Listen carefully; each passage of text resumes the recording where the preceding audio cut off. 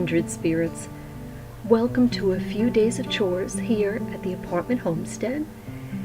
It's been 2 years since I've embraced the slow living lifestyle, and since I've left my frantic life, my frantic pace, and my frantic schedule behind.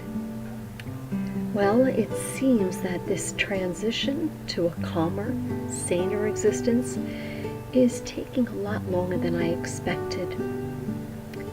I guess I'm learning it's a process for sure.